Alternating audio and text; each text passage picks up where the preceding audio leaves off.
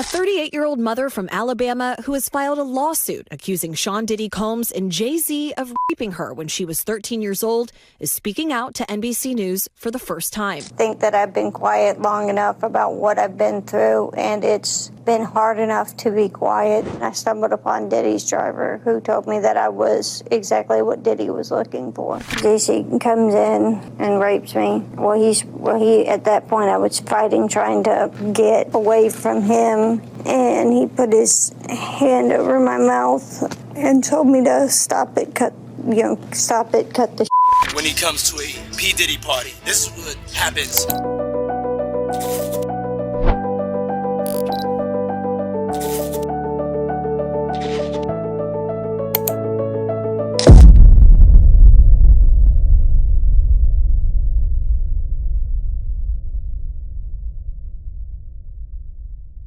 In a case that has left the music industry reeling and the public questioning the line between truth and fiction, the woman who accused music moguls Jay-Z and Sean Diddy Combs of f***ing her when she was just 13 years old has made a stunning admission. There were inconsistencies in her allegations. What started as a harrowing accusation now has a very different tone, with the alleged victim acknowledging errors in her story. The case, which initially sent shockwaves through the entertainment world, is quickly becoming a tangled mess of conflicting statements, legal maneuvers, and powerful reputations at stake. As the truth seems to blur and shift, one thing is becoming increasingly clear: this case is far from over, and the stakes could not be higher. This dramatic twist came during a Friday interview with NBC News, where the woman, whose identity has been kept anonymous, admitted to having made some serious mistakes regarding the details of the assault she had alleged took place after the 2000 MTV Video Music Awards. I stumbled upon Diddy's driver, who told me that I was exactly what Diddy was looking for. I thought it meant that I was just pretty. Jay-Z comes in and rapes me. He at that point I was fighting, trying to get away from him, and he put his hand over my mouth and told me to stop it, cut the shit. I remember when Jay-Z said this. I got a main chick, a mistress, and a young forget it, forget it. The details, which she once presented as clear and unambiguous, are now tainted with doubts. It's a revelation that has ignited further controversy and prompted Jay-Z's lawyer to request the expedited dismissal of the case, citing reputational damage and the apparent inconsistencies in the accuser's claims. But, as we'll see, this case is anything but straightforward, and it raises questions about what it means for both the accused and the accuser when such serious allegations are brought to the surface. Let's dive into what this case is really about, the shocking admission made by the woman, and what it could mean for Jay-Z, Diddy, and the entire legal landscape surrounding sexual assault allegations in the world of celebrity. The story began innocently enough, or, at least, it appeared that way. The woman, who has remained anonymous throughout the case and is known as Jane Doe, originally filed a lawsuit in October, accusing both Jay-Z and Sean Diddy Combs of her after an MTV VMAs after-party in 2000. At the time, the then 13-year-old girl claimed that the two rap moguls assaulted her in a home following the star-studded event. She alleged that it was a catastrophic event, and her claims quickly gained traction in the media, bringing attention to the powerful figures who were now under the microscope. The allegations were serious, detailing an incident that, according to Jane Doe, left her shaken and terrified. The woman initially named only Diddy in her legal filing, but later amended the suit to include Jay-Z. This change in the lawsuit raised eyebrows, as many questioned why she hadn't included Jay-Z from the beginning. Regardless, the media, as it often does with such explosive claims, ran wild with the story. Rap and media mogul Jay-Z now accused of raping a 13-year-old girl in 2000 along with Sean Diddy Combs. Brooklyn rapper and entrepreneur Jay-Z is accused of raping a 13-year-old girl back in 2000, along with Sean Diddy Combs. A civil lawsuit has been filed against Jay-Z alleging that he raped a 13-year-old girl back in 2000. Being made against rap icon Jay-Z. A new civil lawsuit accuses him of a 13-year-old girl with Sean Diddy Combs at a house party more than 2 decades ago.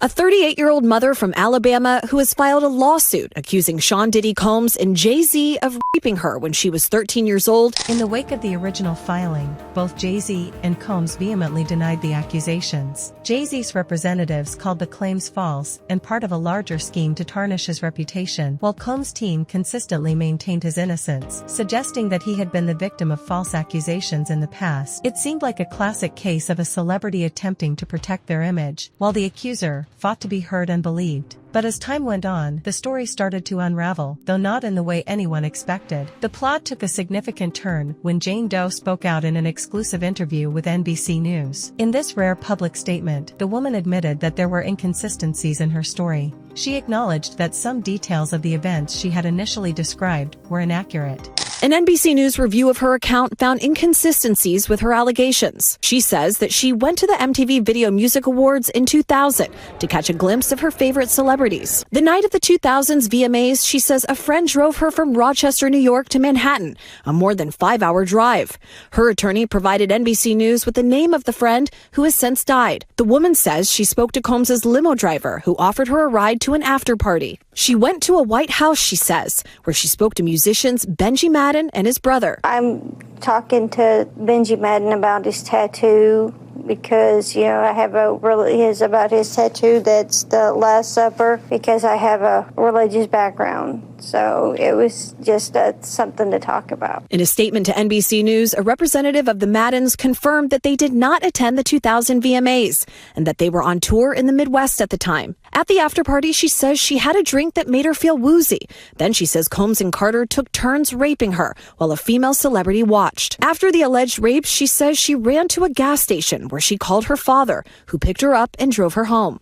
We rode home in silence. He didn't ask me what happened. He didn't ask me what I did or where I was. In an interview with NBC News, her father said he could not verify the claims. Quote, "I felt like I would remember that, and I don't. I have a lot going on, but that's something that would definitely stick in my mind," he said. When we asked the woman about the contradictions in a phone interview on Friday, she said that she stands by her statements. "I have made some mistakes," she said.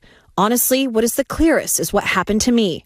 The inconsistencies in her account of an incident alleged to have happened 24 years ago does not necessarily mean the allegations are false. These were not small errors, but key details that called into question the credibility of her accusations. Specifically, she admitted to 3 key inconsistencies in her version of the story. Firstly, the woman claimed that her father had picked her up after the assault. However, in a bizarre twist, her father later denied any recollection of doing so. This contradiction left many questioning the reliability of the accuser's memory. Jane Doe, however, defended her recollection, suggesting that her father's inability to remember the event might be due to issues with his memory from that time. She claimed that this gap in her father's memory was a recurring issue in their relationship and often led to arguments. "I have made some mistakes," she admitted during the NBC interview. "There are a lot of things, and this is stuff that we argue about constantly, something he said or did back in New York around that time period he just doesn't remember. It actually causes a lot of fights sometimes in the household." Despite this discrepancy,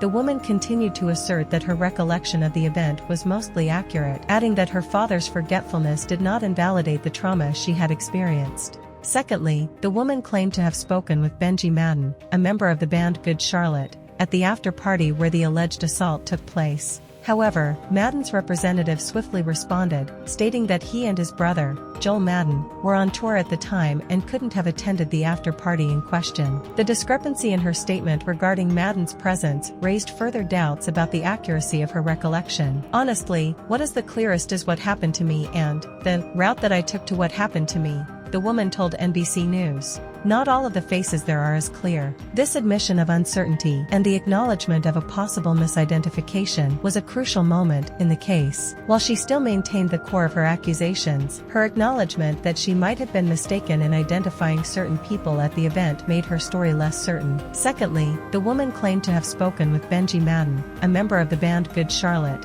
at the after party where the alleged assault took place. However, Madden's representative swiftly responded, stating that he and his brother, Joel Madden, were on tour at the time and couldn't have attended the after party in question. The discrepancy in her statement regarding Madden's presence raised further doubts about the accuracy of her recollection. "Honestly, what is the clearest is what happened to me and the route that I took to what happened to me," the woman told NBC News. "Not all of the faces there are as clear." This admission of uncertainty and the acknowledgement of a possible misidentification was a crucial moment in the case. While she still maintained the core of her accusations, her acknowledgement that she might have been mistaken in identifying certain people at the event made her story less certain. Thirdly, photographs obtained from the night in question show both Jay-Z and Combs at a nightclub, Lotus, following the VMAs, but these images conflict with the woman's earlier description of where the assault took place. Her legal team insisted that the alleged attack did not occur at Lotus, despite the location being a focal point of the investigation. The woman's attorney, Tony Busby,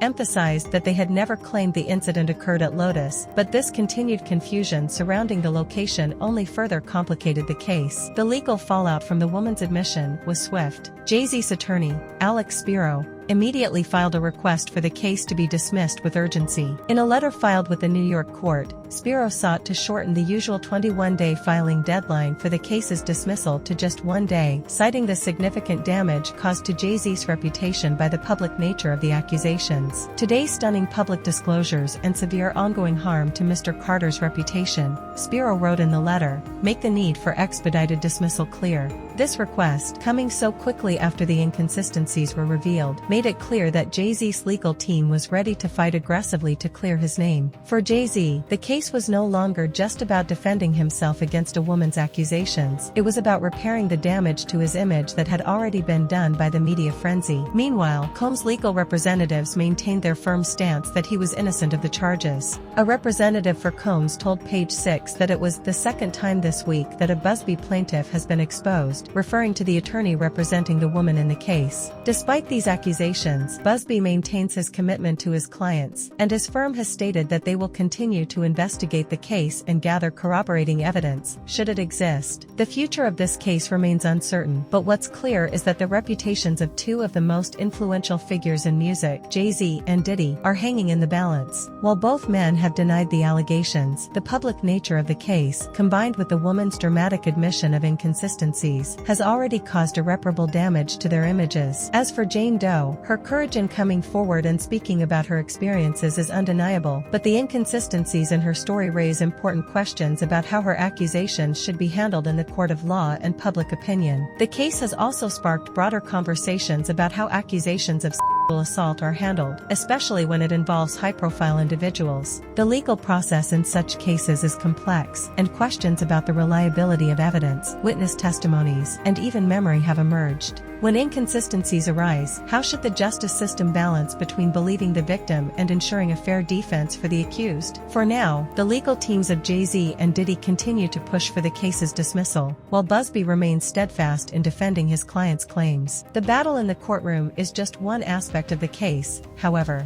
Public opinion, fueled by the media's portrayal of the events, will likely play a crucial role in shaping the narrative moving forward. This case is far from over, and as new revelations continue to surface, the truth remains as elusive as ever. What's certain is that both the music industry and the legal system will be watching closely as this high-stakes drama continues to unfold.